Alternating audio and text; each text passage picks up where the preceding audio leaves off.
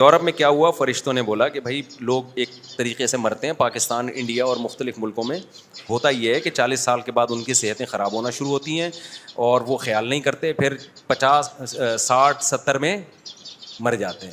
انگریز نے بڑی میڈیکل پہ ریسرچ کی, انہوں نے کہا ایکچولی شوگر کا لیول اتنا ہونا چاہیے, موٹاپا نہیں ہونا چاہیے, بڑھاپے میں یہ چاہیے, ایکسرسائز ہوتے ہوتے مر ہی نہیں دے رہے تھے وہ 80 سال تک فٹ فاٹ.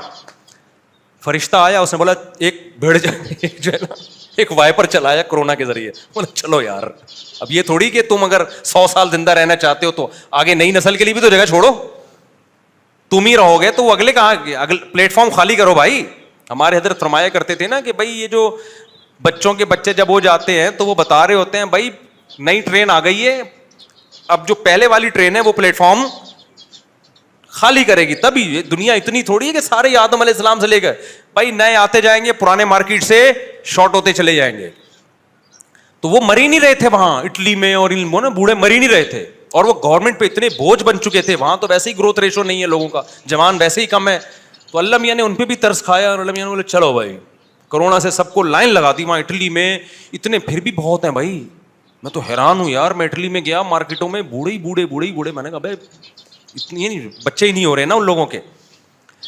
تو اس لیے بھائی یہ جب 40 اہل مدینہ کا عمل جو تھا نا, کتابوں میں لکھا ہوا ہے حدیث کی کتابوں میں, کہ 40 سال کے بعد جو ہے وہ دنیا داری سے ہٹ کے اللہ کو زیادہ, اللہ کرنے پر زیادہ فوکس کرتے تھے. یہ ہمارے اسلاف کا معمول تھا کہ بھائی 40 سال کے بعد وہ عبادت کا ریشو بڑھا دیا کرتے تھے. بھائی اب ہم جا رہے ہیں آخرت کی طرف تو اب تھوڑا اللہ کی طرف زیادہ توجہ کرو.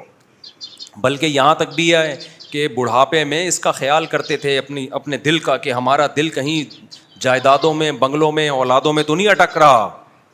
ہمارے حضرت مفتی رشید احمد صاحب رحمہ اللہ تعالیٰ نے وصیت کی تھی مجھے ہسپتال نہیں لے کے جانا, لیکن آپ لوگ نہ کریں ایسی کوئی وصیت. حضرت فرمایا کرتے تھے میں اس لیے بھی منع کرتا ہوں ہسپتال سے کہ جو آخری وقت ہے نا یہ بڑا قیمتی ہوتا ہے, یہ اللہ کو یاد کرنے کا ٹائم ہوتا ہے. ہسپتالوں میں جا کے جو ماحول ہوتا ہے نا اس میں انسان اللہ کو بھول جاتا ہے. تو کہا کہ ٹائم پہ مر جاؤں, یعنی جلدی مر جاؤں, اس کا مجھے غم نہیں ہے, لیکن جب مریں تو کس کو یاد کر کے, اللہ کو یاد کر کے. تو گھر میں آرام سے مرنے دینا مجھے. آپ لوگ ایسا نہ کریں کہ آپ لوگ ہسپتالوں میں جائیں, ہر ایک کا تقوی کا لیول دوسرے سے فرق ہوتا ہے. اور اپنے ابا کو بھی نہ کہہ دینا کہ ابا چونکہ اللہ کا ٹائم زیادہ بہتر ہے تو آپ کو میں ہاسپٹل نہیں لے کے جا رہا.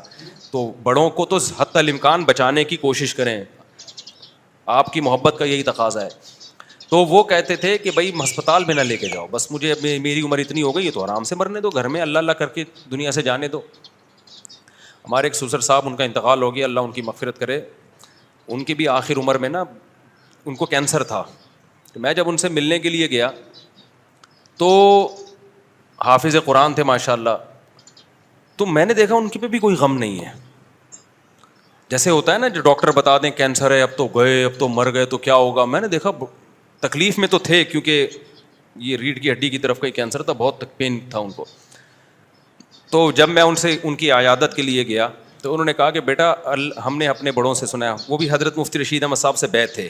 جو میرے سسر ہیں نا جو پہلے انتقال ہو گیا, اب تو وہ بھی حضرت سے بیعت تھے جن سے میں بیعت تھا نا, تو ایک ہی جیسی تعلیمات ملتی تھیں سننے کو. تو انہوں نے فرمایا کہ بیٹا ہم نے تو حضرت سے یہی سنا ہے کہ صحت بھی اللہ کی نعمت ہے اور بیماری بھی اللہ کی نعمت.